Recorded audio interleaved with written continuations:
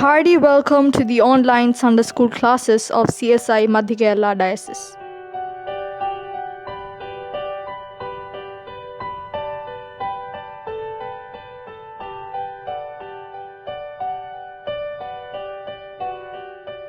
ദൈവനാമത്തിന് മഹത്വമുണ്ടാകട്ടെ. വീണ്ടും ആഗമനത്തിൻ്റെ 4ാം ഞായറാഴ്ചയിലേക്ക് നമ്മളെ കൊണ്ടുവന്ന സർവശക്തനായ ദൈവത്തെ നമുക്ക് സ്തുതിക്കുകയും വാഴ്ത്തുകയും ചെയ്യാം. ക്രിസ്തുമസിൻ്റെ ഒരുക്കങ്ങൾ നമ്മളുടെ ഭവനങ്ങളിലും ദേവാലയങ്ങളിലും നടക്കുന്ന സമയമാകുന്നുവല്ലോ. നാം എല്ലാവരും ആ ഒരു മാനസിക അവസ്ഥയിലേക്ക് എത്തിപ്പെട്ടിരിക്കുന്നു. അതോർത്ത് നമുക്ക് ദൈവത്തെ സ്തുതിക്കാം. കോവിഡ് മഹാമാരിയുടെ മധ്യത്തിലും സർവശക്തനായ ദൈവപുത്രൻ്റെ തിരു അവതാരത്തെ ഓർക്കുവാൻ നമുക്ക് അവസരവും ആരോഗ്യവും ലഭിച്ചതോർത്ത് ദൈവത്തെ സ്തുതിക്കാം. അത്യുന്നതനായ ദൈവം മനുഷ്യനായി പിറക്കുന്ന അത്ഭുതകരമായ കാഴ്ച. നമ്മെപ്പോലെ ഒരു മനുഷ്യനായി ഈ ലോകത്തിൽ ജനിക്കുക, കഷ്ടതയും അനുസരണവും മൂലം ആ മകൻ്റെ ജീവിതം ജനനമൊക്കെ സാധ്യമാകുന്ന അവസ്ഥ എല്ലാം ഓർത്ത് നമുക്ക് ദൈവത്തെ സ്തുതിക്കാം. ദൈവസ്നേഹത്തിനു വേണ്ടി നമുക്ക് ദൈവത്തെ വാഴ്ത്താം. നമ്മുടെ ബുദ്ധിക്കും അപ്പുറമായ കാര്യമാകുന്നു. എന്നാൽ വിശ്വാസത്തോടെ അത് നമ്മുടെ ഹൃദയങ്ങളിൽ സ്വീകരിക്കുമ്പോൾ തീർച്ചയായും നമ്മുടെ ജീവിതത്തിന് അനുഗ്രഹമാകും എന്നുള്ളതിന് യാതൊരു സംശയവുമില്ല. ബാഹ്യമായിട്ടുള്ള ആചാരങ്ങളെക്കാൾ ഉപരിയായി നമ്മുടെ ഓരോരുത്തരുടെയും ഉള്ളങ്ങളിൽ യേശു പിറക്കുവാൻ ഈ ക്രിസ്മസ് മുഖാന്തരമാകട്ടെ എന്ന് ആത്മാർത്ഥമായിട്ട് പ്രാർത്ഥിക്കുകയും ആശംസിക്കുകയും ചെയ്യുന്നു. ദൈവത്തിൻ്റെ സ്നേഹത്തെ നമുക്ക് ഓർക്കാം. ദൈവത്തിൻ്റെ സ്നേഹത്തെ ഓർത്ത് നമുക്ക് ദൈവത്തെ സ്തുതിക്കാം. സർവശക്തൻ നമ്മെ ഓരോരുത്തരെയും അനുഗ്രഹിക്കട്ടെ. എല്ലാ അധ്യാപകർക്കും, എല്ലാ വിദ്യാർത്ഥികൾക്കും, എല്ലാ സൺഡേ സ്കൂൾ സെക്രട്ടറിമാർക്കും, കൺവീനർമാർക്കും, ജോയിൻറ്റ് കൺവീനർമാർക്കും, സൺഡേ സ്കൂളിൽ പഠിക്കുന്ന എല്ലാ കുഞ്ഞുങ്ങൾക്കും, അവരുടെ മാതാപിതാക്കൾക്കും, എല്ലാവർക്കും വളരെ അനുഗ്രഹിക്കപ്പെട്ട ഒരു ക്രിസ്മസ് ആശംസിക്കുന്നു. മധ്യ കേരള മഹായിടവക ക്രിസ്തീയ വിദ്യാഭ്യാസ വകുപ്പിൻ്റെ പേരിലുള്ള ക്രിസ്തുമസ് ആശംസ നിങ്ങളെ അറിയിക്കുന്നു. സർവശക്തനായ ദൈവം നമ്മെ അനുഗ്രഹിക്കട്ടെ, കാത്തുസൂക്ഷിച്ച് പരിപാലിക്കട്ടെ.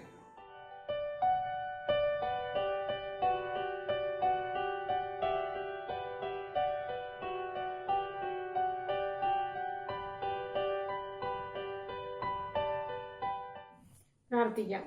സ്നേഹവാനായ ദൈവമേ, ഈ പുതുദിവസമായി ഞങ്ങൾ നന്ദി പറയുന്നു. കർത്താവെ, വീണ്ടും ഓൺലൈൻ സൺഡേ സ്കൂൾ ആയിട്ട് കടന്നു വന്നിരിക്കുന്നു. ദൈവമേ, അങ്ങയുടെ വചനം വായിക്കാനും പഠിക്കുവാനും ധ്യാനിക്കുവാനും ഞങ്ങളുടെ മനസ്സിൽ ജീവിപ്പാനും ഞങ്ങൾ എല്ലാവരെയും സഹായിക്കണമേ. ഓർമ്മശക്തിയും ബുദ്ധിശക്തിയും ഒക്കെ തരണമേ. യേശുവിന്റെ നാമത്തിൽ തന്നെ ആമേൻ. Good morning. കഴിഞ്ഞ ആഴ്ച റിവിഷൻ ക്ലാസ് ഒക്കെ എല്ലാവരും കണ്ടായിരുന്നോ? ഇതെല്ലാവരും പഠിച്ചോ? ക്വസ്റ്റ്യൻസിൻ്റെ ആൻസേഴ്സ് ഒക്കെ എല്ലാവർക്കും അറിയാമായിരുന്നോ? വീണ്ടും ഒന്നുകൂടെ പഠിച്ചു നോക്കിയായിരുന്നോ? അല്ല. ഓക്കെ. ഇന്ന് നമ്മൾ ആദ്യത്തെ 6 മുതൽ 10 വരെയുള്ള പാഠങ്ങളാണ് ഇന്ന് റിവിഷനായിട്ട് നമ്മൾ പഠിക്കാനായിട്ട് പോകുന്നത്. അപ്പോൾ 6 മുതൽ 10 വരെയുള്ള പാഠങ്ങൾ. അപ്പം 6ാമത്തെ പാഠം ഓർമ്മയുണ്ടോ? പാഠം 6, കഷ്ടതയിലും പാടുവാൻ. അപ്പം നമുക്കതിന് പ്രധാനമായിട്ടൊരു വാക്യമുണ്ട്. ആ വാക്യം ഓർമ്മ വന്നോ? 6ാമത്തെ പാഠത്തിൻ്റെ വാക്യം: കഷ്ടത സഹിഷ്ണുതയെയും, സഹിഷ്ണുത സിദ്ധതയെയും, സിദ്ധത പ്രത്യാശയെയും ഉളവാക്കുന്നു എന്നറിഞ്ഞ് നാം കഷ്ടങ്ങളിലും പ്രശംസിക്കുന്നു. വേദഭാഗം റോമർ 5, 3, 4 വാക്യങ്ങൾ. ഈ വാക്യം നിങ്ങൾ മനഃപ്പാഠമായിട്ട് പഠിക്കണം. ആരുടെ കഥയായിരുന്നു 6ാം പാഠം? ആർക്കായിരുന്നു കഷ്ടതയൊക്കെ വന്നത്? ഇയ്യോബ്. ഇയ്യോബിന്റെ പുസ്തകം 1, 2 അധ്യായങ്ങളെ ആധാരമാക്കിയുള്ള പാഠഭാഗമാണ്. ഇയ്യോബിന്റെ ദേശം ഏതായിരുന്നു? ഊസ് ദേശം. ഇയ്യോബ് എങ്ങനെയുള്ളവനായിരുന്നു? ഇയ്യോബ് നേരുള്ളവനും ദോഷം വിട്ടകലുന്നനും നിഷ്കളങ്കനും ദൈവഭക്തനും ആയിരുന്നു. പിന്നെ ഇയ്യോബ് പാവപ്പെട്ടവനായിരുന്നു, പണക്കാരനായിരുന്നു? ഇയ്യോബ് വലിയ പണക്കാരൻ. ഇയ്യോബിന് എന്തൊക്കെ സ്വത്തുക്കൾ ഉണ്ടായിരുന്നു? മൃഗസമ്പത്ത് ഒരുപാടുണ്ടായിരുന്നു അല്ലേ?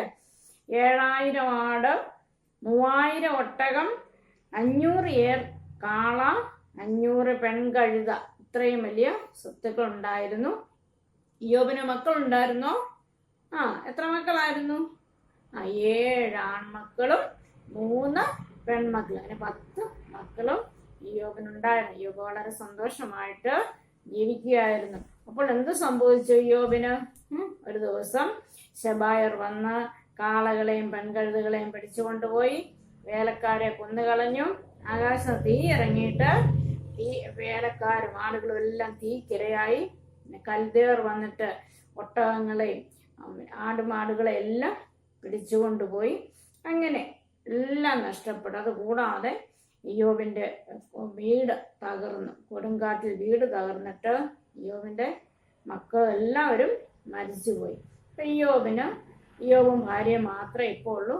മാത്രമല്ല ഇയ്യോബിന് എന്ത് സംഭവിച്ചു? എന്താ അസുഖം വന്ന ഇയ്യോബിന്? ഇയ്യോബിന്റെ ഉള്ളങ്കാൽ മുതൽ നെറുക വരെ വല്ലാത്ത പരുക്കൾ ബാധിച്ചു. അങ്ങനെ ഇയ്യോബ് ഇപ്പൊ എന്ത് ചെയ്തോണ്ടിരിക്കുക? എന്ത് ചെയ്തു ഇയ്യോബ്? ഒരു ഓട്ടിൻ കഷ്ണം എടുത്ത് ചുരുണ്ടിക്കൊണ്ട് ദേഹമെല്ലാം ചുരുണ്ടിക്കൊണ്ട് ഇങ്ങനെ ചാരത്തിൽ ഇരുന്നു. അപ്പോൾ ഇയ്യോബിന്റെ ഭാര്യ വന്ന് ഇയ്യോബിനൊരു കാര്യം പറഞ്ഞു. എന്താ പറഞ്ഞത്? നീ ഇനിയും നിന്റെ ഭക്തി മുറുകെ പിടിച്ചുകൊണ്ടിരിക്കുന്നുവോ?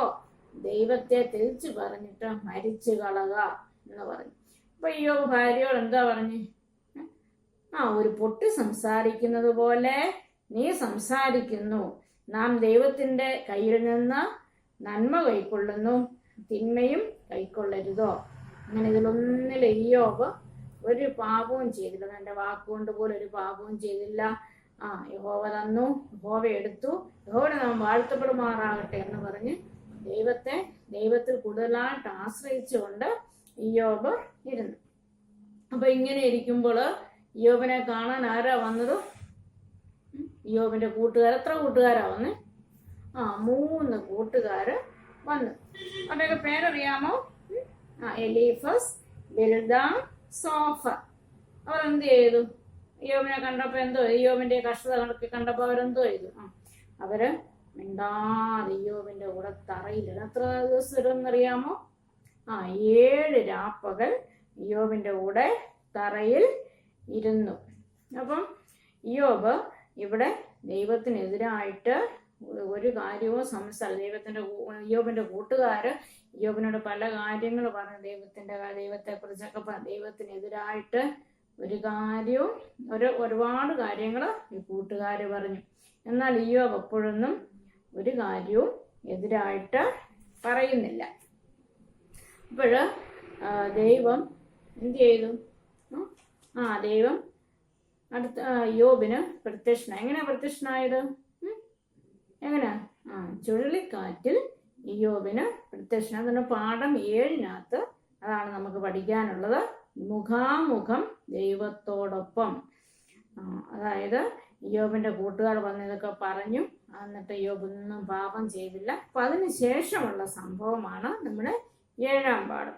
അതിന്റെ മനഃപ്പാഠം: നമ്മിൽ വെളിപ്പെടുവാനുള്ള തേജസ് വിചാരിച്ചാൽ ഈ കാലത്തിലെ കഷ്ടങ്ങൾ സാരമില്ല എന്ന് ഞാൻ എണ്ണുന്നു. റോമർ 8:18.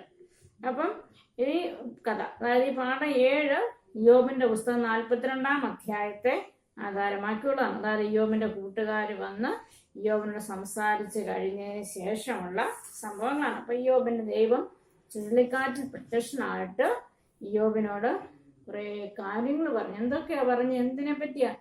ദൈവത്തിന്റെ ശക്തിയെ പറ്റി ഇയ്യോബിനോട് പറഞ്ഞു കൊടുക്കുന്നു. അപ്പം ദൈവത്തിന്റെ ശക്തിയെ പറ്റിയൊക്കെ പറഞ്ഞ് എന്നിട്ട് ദൈവം ഇയ്യോബിനോട് പറഞ്ഞു, എനിക്ക് നിന്നോട് യാതൊരു കോപവുമില്ല, എന്നാൽ എനിക്ക് കോപമുണ്ട്. ആരോടാ ദൈവത്തിന് കോപം വന്ന്?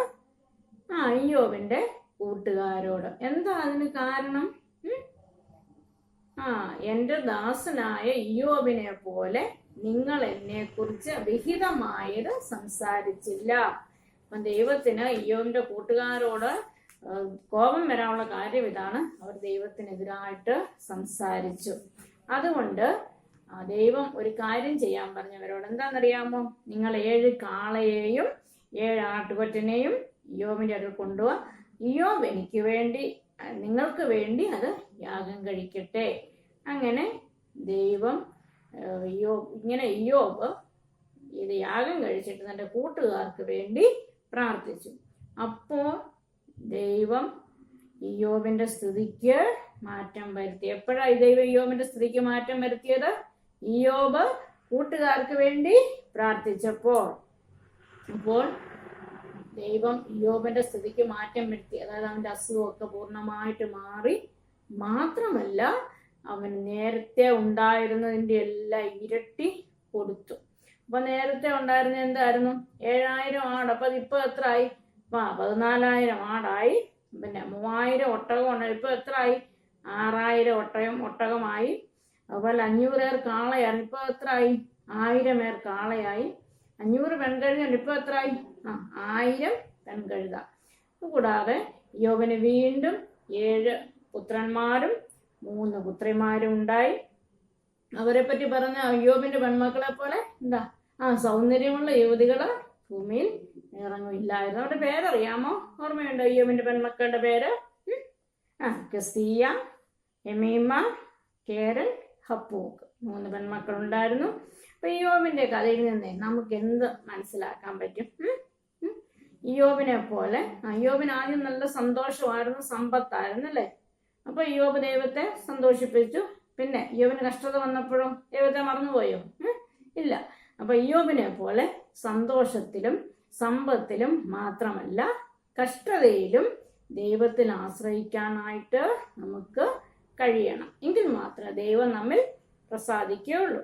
പിന്നെ സകലവും പ്രതികൂലമായിരിക്കുമ്പോഴും ഭാര്യയും കൂട്ടുകാരും സംശയിക്കുകയും കുറ്റപ്പെടുത്തുകയും ഒക്കെ ചെയ്തു അല്ലേ? ചെയ്തപ്പോഴും ഇയ്യോബ് ദൈവത്തെ ഉപേക്ഷിച്ചില്ല. ഇയ്യോബിനോട് കൂടെ ഇരുന്ന ദൈവം നമ്മുടെ ജീവിതത്തിലും എപ്പോഴും കൂടെയുണ്ട്. നിങ്ങൾക്ക് വിശ്വാസമുണ്ടോ അങ്ങനെ? നമ്മുടെ കഷ്ടതയിലും നമ്മെ കൈവിടാതെ നമ്മെ ചേർത്ത് പിടിക്കുന്ന ഒരു ദൈവം നമ്മോട് കൂടെയുണ്ട്. പിന്നെ നമ്മുടെ പാഴായ സംസാരം, അത് നിസ്സാരങ്ങളായ സംസാരങ്ങൾ പോലും ദൈവം അറിയുന്നുണ്ട്. ദൈവം മുമ്പിൽ പരിശോധിക്കുവാനും തിരുത്തുവാനും ഒക്കെ നമുക്ക് സാധിക്കണം. അതുകൂടാതെ ദൈവവചനത്തിൽ നിന്ന് ദൈവവചനം പഠിക്കണം. ഇയ്യോബ് കൂട്ടുകാർക്ക് വേണ്ടി പ്രാർത്ഥിച്ചു അല്ലേ? അപ്പോഴാണ് ദൈവം ഇയ്യോബിന്റെ സ്ഥിതിക്ക് മാറ്റം വരുത്തിയത്.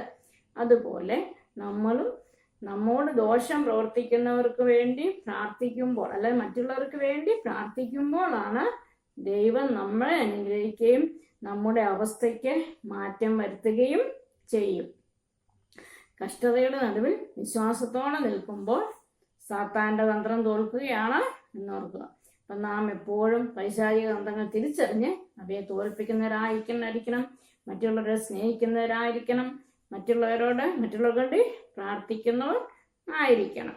ഓക്കെ, ഇനി അടുത്ത പാഠം 8, ഈജിപ്തിലേക്കുള്ള പലായനം.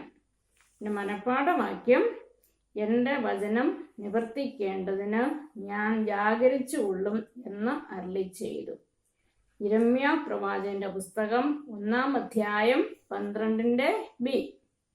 ഇതിന്റെ വേദഭാഗം മത്തായിയുടെ സുവിശേഷം 2-ാം അധ്യായം 13 മുതൽ 23 വരെയുള്ള ഭാഗങ്ങളാണ്.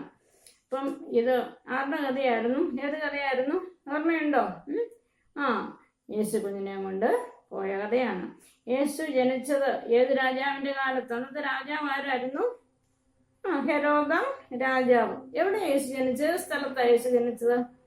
ബേത്ലഹേമിലാണ് യേശു ജനിച്ചത്. യേശു കുഞ്ഞ് ജനിച്ചത്. അപ്പൊ യേശു കുഞ്ഞിനെ കാണാനായിട്ട് 3 വിദ്വാൻമാർ വന്നല്ലേ? എവിടെ നിന്ന് അവർ വന്ന്?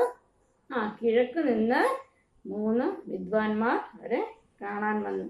വിദ്വാൻമാർക്ക് അടയാളമായിട്ട് എന്താ പോയത്? അവരുടെ മുന്നിൽ പോയത് നക്ഷത്രം പോയി. വിദ്വാൻമാർ എന്തൊക്കെയാണ് യേശു കുഞ്ഞിന് കാഴ്ചയായിട്ട് കൊടുത്തത്? പൊന്ന്, നൂര്, കുന്തിരിക്കം. കർത്താവിന്റെ ദൂതൻ യോസഫിന് സ്വപ്നത്തിൽ പ്രത്യക്ഷനായിട്ട് എന്താ പറഞ്ഞത്? ഒരു കാര്യം പറയാൻ. യോസഫ് ആര്? യേശു കുഞ്ഞിന്റെ പിതാവിനോടൊരു കാര്യം എന്താ പറഞ്ഞേ?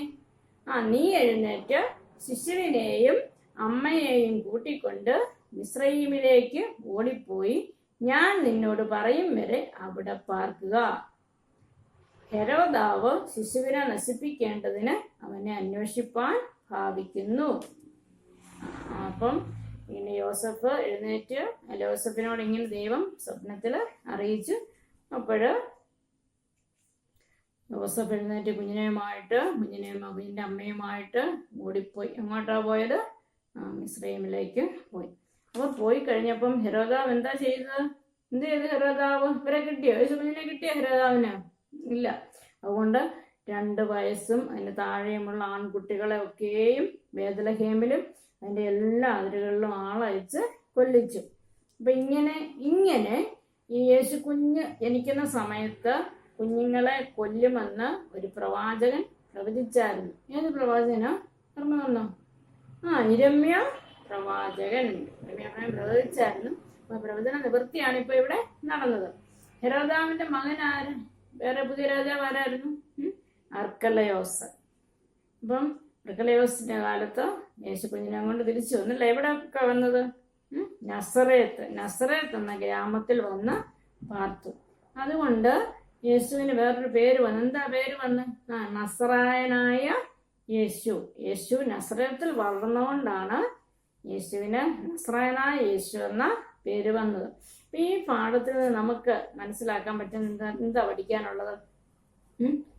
ദൈവത്തിന് നമ്മുടെ എല്ലാവരുടെയും ജീവിതത്തെ പറ്റി ഒരു പദ്ധതിയുണ്ട്. എന്തൊക്കെ തടസ്സങ്ങളൊക്കെ വന്നാലും ദൈവം ആ പദ്ധതി നിറവേറ്റും. അപ്പം ആ ദൈവാശ്രയത്തോടെ നമുക്ക് ജീവിക്കാൻ കഴിയണം. നമ്മുടെ ഭാവിയൊക്കെയും ദൈവത്തിൻ്റെ കയ്യിലാണ്. ദൈവത്തിന് നമ്മെപ്പറ്റി ഒരു പദ്ധതി ഉണ്ട്, അത് നടപ്പാക്കും. അപ്പം അതിനായിട്ട് നമുക്ക് കാത്തിരിക്കുവാനായിട്ട്, അതിനനുസരിച്ച് ജീവിപ്പാനായിട്ട് നമുക്ക് സാധിക്കണം. അടുത്ത പാഠം 9, വിശ്വാസം പങ്കിടുന്ന പെൺകുട്ടി.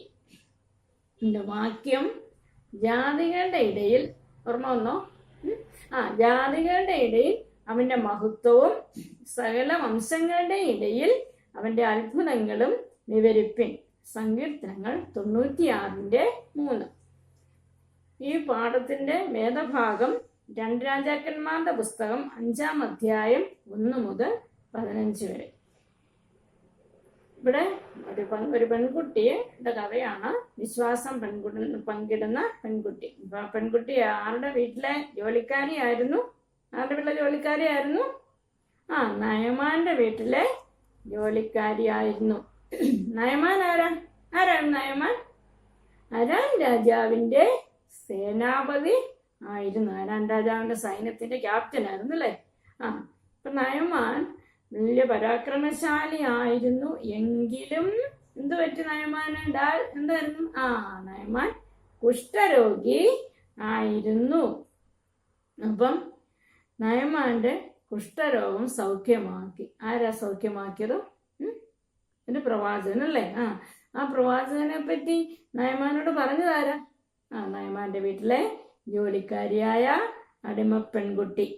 ആ പ്രവാചകന്റെ പേരെന്തായിരുന്നു? നയമാന്റെ കുഷ്ഠരോഗം സൗഖ്യമായ പ്രവാചകന്റെ പേര് ഓർമ്മ വന്നോ? എലീശ. എലീശ എവിടെയായിരുന്നു എലീശ ഉണ്ടായിരുന്ന ഈ സമയത്ത്? ശമര്യയിൽ ആയിരുന്നു. അപ്പോഴ് നമ്മുടെ ഈ അടിമ പെൺകുട്ടി എന്ത് ചെയ്തു? യജമാനത്തിയോട് പറഞ്ഞു, അങ്ങ് ഞങ്ങളുടെ നാട്ടില് ഒരു പ്രവാചകനുണ്ട്. ആ പ്രവാചകൻ യജമാനന്റെ അസുഖമൊക്കെ മാറ്റിത്തരും, പ്രവാചകന് കഴിവുണ്ട് എന്ന് പറഞ്ഞു. അങ്ങനെ നയമാൻ അവിടേക്ക് പോയി. നയമാൻ നേരെ പ്രവാചകന്റെ അടുത്തേക്കാണോ പോയത്? അല്ല. എങ്ങോട്ടാ പോയത്? ഇസ്രായേൽ രാജാവിന്റെ അടുത്തേക്കാണ് പോയത്. അപ്പൊ അരാം രാജാവ് എന്താ കൊടുത്തു വിട്ടായിരുന്നു കയ്യില്? ഒരു എഴുത്തും കൊടുത്തിട്ട്. ആർക്കാ എഴുത്ത് കൊടുത്തുവിട്ടത്? ഇസ്രായേൽ രാജാവിന് കൊടുക്കാനായിട്ട് ഒരു എഴുത്തും കൊടുത്തു വിട്ടു. അങ്ങനെ നയമാൻ എഴുത്തുമായിട്ടൊക്കെ ഇസ്രായേൽ രാജാവിന്റെ അടുത്തിരുന്നു. അപ്പം എഴുത്തിനകത്ത് എന്താ എഴുതിയിരുന്നു? എൻ്റെ ഈ വൃത്യന്റെ അസുഖം മാറ്റണമെന്ന്. അപ്പം രാജാവിന് മാറ്റാൻ പറ്റുമായിരുന്നു? ഇല്ല. അപ്പം രാജാവ് എന്ത് ചെയ്തു? രാജാവ് വിഷമിച്ചല്ലേ? വിഷമിച്ചപ്പം ഇതറിഞ്ഞ പ്രവാചകൻ എന്ത് ചെയ്തു? അവനെ ഇങ്ങോട്ട് വിടാൻ പറഞ്ഞു. അങ്ങനെ നയമാൻ എലീശ പ്രവാചകന്റെ വീട്ടുവാതിൽക്കൽ ചെന്നു. അപ്പൊ എലീശ പ്രവാചകൻ എന്താ ചെയ്യുമെന്നാ നയമാൻ വിചാരിച്ചത്? വന്ന് അവിടെ നിന്ന് അല്ലെങ്കിൽ ഇറങ്ങി വന്നിട്ട് കൈകൊണ്ട് തട്ടി എൻ്റെ അസുഖമൊക്കെ മാറ്റുമെന്നാ വിചാരിച്ച്. പക്ഷെ പ്രവാചകൻ എന്തോ പറഞ്ഞു? എലീശ പ്രവാചകൻ നയമാനൊരു കാര്യം പറഞ്ഞു. എന്താ പറഞ്ഞത്? നീ പോയി കുളിക്കാൻ. എത്ര പ്രാവശ്യം കുളിക്കാൻ? 7 പ്രാവശ്യം മുങ്ങി കുളിക്കുവാൻ. എവിടെ? ഏത് നദിയിൽ കുളിക്കാനാ പറഞ്ഞത്? യോർദാൻ നദിയിൽ 7 പ്രാവശ്യം മുങ്ങിക്കുളിക്കുവാൻ പറഞ്ഞു. എന്റെ നയമാൻ സമ്മതിച്ചോ? മുങ്ങിക്കുളിക്കാൻ പോയോ? പോയി. പോയിട്ട് ഏഴ് പ്രാവശ്യം മുങ്ങിയപ്പോൾ എന്തോ കിട്ടി? വല്ലതും കിട്ടിയോ? നയമാന്റെ അസുഖമെല്ലാം മാറി, കുഷ്ഠരോഗമെല്ലാം മാറി. ഇപ്പൊ നയമാൻ എന്ത് അസൗഖ്യമായി കഴിഞ്ഞ നയമാൻ ഒരു കാര്യം എന്താ പറഞ്ഞേ? ഇസ്രായേലിലല്ലാതെ മറ്റെങ്ങും ഒരു ദൈവമില്ല എന്ന് ഞാൻ അറിയുന്നു. അങ്ങനെ നയമാൻ ദൈവവിശ്വാസിയായി തീർന്നു. നയമാൻ സൗഖ്യമായത് മാത്രമല്ല, ദൈവവിശ്വാസിയായി. ആരായിരുന്നു കാരണക്കാരി? ആര് മൂലമാ? നിങ്ങളെ പോലുള്ള കൊച്ചു പെൺകുട്ടി, അടിമ പെൺകുട്ടി, ചെറിയ പെൺകുട്ടി മൂലം. അപ്പൊ ഇതുപോലെ നാമും മറ്റുള്ളവരെ സഹായിക്കാൻ നമുക്ക് കഴിയണം, മറ്റുള്ളവരെ സ്നേഹിക്കാൻ കഴിയണം. സ്നേഹം ഉണ്ടെങ്കിലേ സഹായിക്കാൻ പറ്റത്തുള്ളൂ. മറ്റുള്ളവരെ സ്നേഹിക്കണം, അവരെ സഹായിക്കണം, ദൈവത്തെക്കുറിച്ച് മറ്റുള്ളവരോട് പറയണം. ഇവിടെ ഈ പെൺകുട്ടി എലീശ പ്രവാചകനെ പറ്റി യജമാനോട് പറഞ്ഞത് കൊണ്ടാണ് യജമാൻ സൗഖ്യം വന്ന്, മാത്രമല്ല ദൈവവിശ്വാസി. അതുപോലെ നമുക്കറിയാവുന്ന കാര്യങ്ങൾ, മറ്റുള്ളവർക്ക് പ്രയോജനകരമായ കാര്യങ്ങൾ അവരോട് പറഞ്ഞു കൊടുക്കുകയും മറ്റുള്ളവരെ സഹായിക്കുകയും ഒക്കെ ചെയ്യണം. അപ്പം ദൈവം നമ്മയും അനുഗ്രഹിക്കും. അടുത്ത പാഠം 10, അറിഞ്ഞ യേശുവിനെ അറിയിക്കുക. ഇതിന്റെ വാക്യം: ഇനി നിന്റെ വാക്കുകൊണ്ടല്ല ഞങ്ങൾ വിശ്വസിക്കുന്നത്, ഞങ്ങൾ തന്നെ കേൾക്കുകയും അവൻ സാക്ഷാൽ ലോകരക്ഷിതാവെന്ന് അറിയുകയും ചെയ്തിരിക്കുന്നു.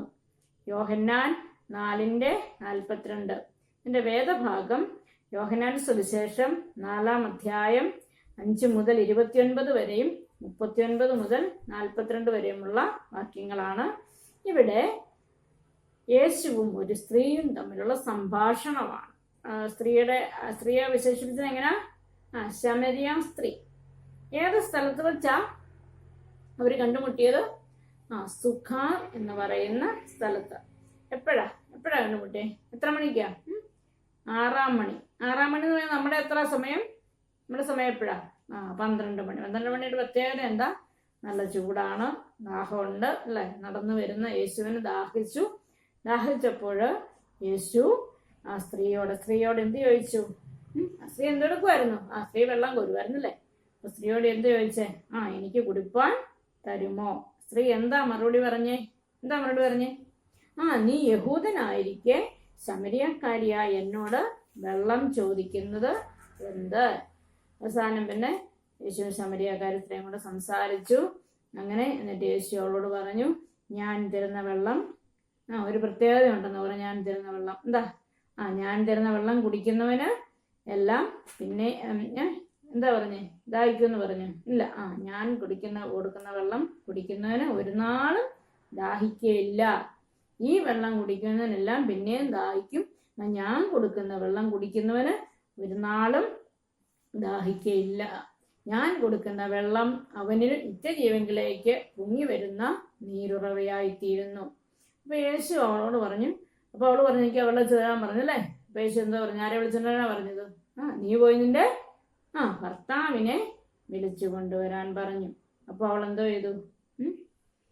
എനിക്ക് ഭർത്താവില്ലെന്ന് പറഞ്ഞു. അപ്പൊ യേശു പറഞ്ഞു, അല്ല, എനിക്ക് ഭർത്താവൊക്കെ ഉണ്ടെന്ന് പറഞ്ഞു. അപ്പൊ അവളുടെ ജീവിതത്തിലെ കാര്യങ്ങളൊക്കെ യേശു അവളോട് പറഞ്ഞു. ഇപ്പോഴത്തേക്ക് അവൾക്ക് മനസ്സിലായത് യേശുവാണെന്ന് മനസ്സിലായി. അപ്പോൾ ഞാൻ നിന്നോട് ഞാൻ തന്നെ മശിഹ എന്ന് അവസാനം യേശു പറഞ്ഞു. അപ്പോൾ സ്ത്രീ എന്ത് ചെയ്തു? അവൾ ഓടിച്ചെന്ന് പട്ടണത്തിൽ ചെന്ന് എല്ലാവരോടും പറഞ്ഞു, ഞാൻ യേശുവിനെ കണ്ടു, എൻ്റെ ജീവിതത്തിലെ എല്ലാ കാര്യങ്ങളും യേശു എന്നോട് പറഞ്ഞു, ഞാൻ മശിഹായെ കണ്ടു എന്ന് പറഞ്ഞു. അങ്ങനെ അതിൻ്റെ ഫലമായി ആ ദേശത്തിലുള്ള ശമരിയക്കാർ മുഴുവൻ യേശുവിൽ വിശ്വസിച്ചു. അവർ വന്നിട്ട് യേശുവിൻ്റെ അടുക്കൽ വന്നിട്ട് എന്താ പറഞ്ഞേ? ഞങ്ങളുടെ ദേശത്ത് വന്ന് പാർക്കണമെന്ന് പറഞ്ഞു. യേശു അവരോട് 2 നാൾ പോയി പാർത്തു. അങ്ങനെ ഏറ്റവും അധികം പേർ അവനിൽ വിശ്വസിച്ചു. എങ്ങനെ സംഭവിച്ച? ആ ശമര്യയിലെ ആളുകൾ അത്രയും പേര് യേശു വിശ്വസിക്കാൻ കാര്യം എന്താ? ഈ സ്ത്രീ പോയി പറഞ്ഞല്ലേ? ഈ സ്ത്രീ യേശുവിനെ കണ്ടു, അറിഞ്ഞു, അവള് മറ്റുള്ളവരോട് പോയി പറഞ്ഞു. ഇതുപോലെ നാം കാണുകയും അറിയുകയും ചെയ്യുന്നതായ യേശുവിനെ കുറിച്ച്, ദൈവത്തെക്കുറിച്ച് മറ്റുള്ളവരോട് സംസാരിക്കുന്നതിനായിട്ട് നമുക്ക് കഴിയണം. നാം നന്മ അനുഭവിച്ചാൽ മാത്രം പോരാ, മറ്റുള്ളവരോടത് പറഞ്ഞ് അവരെ കൂടി ആ വെളിച്ചത്തിലേക്ക്, ആ നന്മയിലേക്ക് നയിക്കുവാനായിട്ട് നമുക്ക് കഴിയണം. അപ്പം നമ്മളിപ്പോൾ 10 പാഠങ്ങൾ, അതായത് 5, 6 മുതൽ 10 വരെയുള്ള പാഠം ഞാൻ ഒന്നുകൂടെ പറഞ്ഞു. ഞാനും കുറച്ച് ക്വസ്റ്റ്യൻസ് ചോദിക്കട്ടെ, അറിയാമോ ആൻസർ? ഇയ്യോബിന്റെ ദേശം ഏതായിരുന്നു? ഊസ് ദേശം. ഇയ്യോബിന് എത്ര ആൺമക്കളും എത്ര പെൺമക്കളും ഉണ്ടായിരുന്നു? 7 ആൺമക്കൾ 3 പെൺമക്കൾ. ദൈവത്തെ ത്യജിച്ച് പറഞ്ഞ് മരിച്ചു കളക എന്ന് ഇയ്യോബിനോട് പറഞ്ഞത് ആര്? ഇയ്യോബിന്റെ കൂട്ടുകാരാണോ? അതാര്? ഇയ്യോബിന്റെ ഭാര്യ. ഇയ്യോബിന്റെ കൂട്ടുകാർ എത്ര ദിവസം അവനോട് കൂടെ ഇരുന്നു? എത്ര ദിവസമായിരുന്നു? 7 രാപ്പകൽ ഇയ്യോബിന്റെ കൂടെ ഈ കൂട്ടുകാർ ഇരുന്നു. ദൈവം എങ്ങനെയാണ് ഇയ്യോബിന് പ്രത്യക്ഷനായത്? ചുഴലിക്കാറ്റിൽ. ദൈവം ഇയ്യോബിന്റെ സ്ഥിതിക്ക് മാറ്റം വരുത്തി എപ്പോഴാ? ഇയ്യോബ് തന്റെ സ്നേഹിതന്മാർക്ക് വേണ്ടി പ്രാർത്ഥിച്ചപ്പോൾ. ഇയ്യോബിന്റെ ഏത് കൂട്ടുകാരനോടാ ദൈവം സംസാരിച്ചത്? എലീഫസിനോട്. ഇയ്യോബിന്റെ പെൺമക്കളുടെ പേരെന്ന് പറയാമോ? കെസിയ, യമീമ, കേരൻ, ഹപ്പൂക്ക്. അടുത്ത, യേശു ജനിച്ച സ്ഥലം ഏതാ? ബേത്ലഹേം. യേശു വളർന്ന സ്ഥലം നസറേത്ത്. കർത്താവ് ദൂതൻ യോസഫിനോട് എന്താ പറഞ്ഞത്? കുഞ്ഞിനെ കൊണ്ട് എവിടേക്ക് പോകാനാ പറഞ്ഞത്? എവിടേക്കാണ് പറഞ്ഞത്? ഇസ്രയേലിലേക്കാണ്, അല്ല, മിസ്രൈമിലേക്ക് പോകാനായിട്ടാണ് പറഞ്ഞത്. ഹെരോദാവിന് ശേഷം രാജ്യം ഭരിച്ച രാജാവ് അർക്കലയോസ്. യേശു ജനിച്ച ശേഷം കുഞ്ഞുങ്ങളെ കൊല്ലുമെന്ന് നേരത്തെ പ്രവചിച്ച പ്രവാചകൻ ആരാ? ഇരമ്യ പ്രവാചകൻ. അടുത്ത, ഏത് രാജാവിന്റെ സേനാപതി ആയിരുന്നു നയമാൻ? രാജാവിന്റെ ആരാം രാജാവിന്റെ. യോർദാൻ നദിയിൽ കുളിച്ച് അസുഖം മാറിയ വ്യക്തി ആരാ? നയമാൻ. യോർദാൻ നദിയിൽ എത്ര പ്രാവശ്യം കുളിക്കാനാണ് പ്രവാചകൻ പറഞ്ഞത്? 7 പ്രാവശ്യം. പറഞ്ഞ പ്രവാചകന്റെ പേരെന്താ? എലീശ. നയമാൻ പരാക്രമശാലി എങ്കിലും ഡാഷ് ആയിരുന്നു. എന്താ? കുഷ്ഠരോഗി ആയിരുന്നു. ഏത് രാജാവിനാണ് എഴുത്ത് കൊടുത്തു വിട്ടത്? അരാം രാജാവ് ഇസ്രായേൽ രാജാവിനാണ് എഴുത്ത് കൊടുത്തു വിട്ടത്.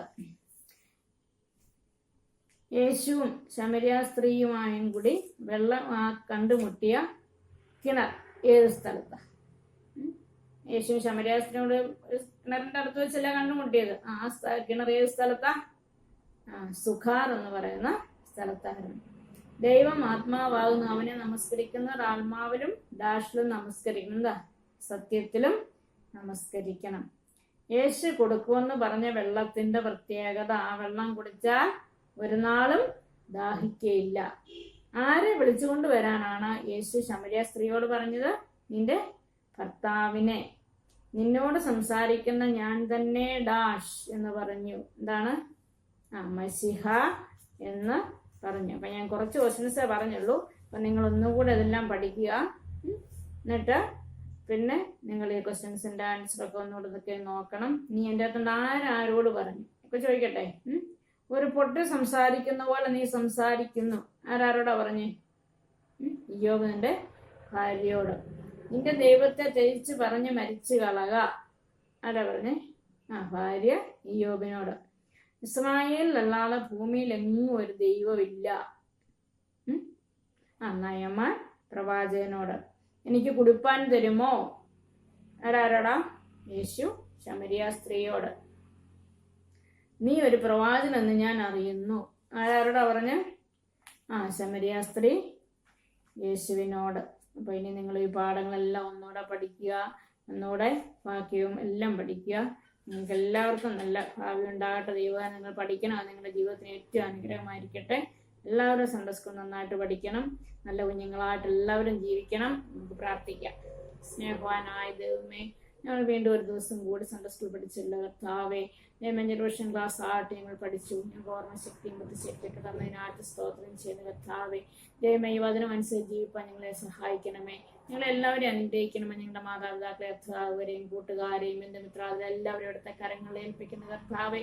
ഇവിടുത്തെ കൃപ എല്ലാവരും നിറയ്ക്കണമേ. എല്ലാ നന്മകളും എല്ലാവർക്കും കൊടുക്കണമേ. യേശുവിന്റെ നാമത്തിൽ തന്നെ ആമേൻ.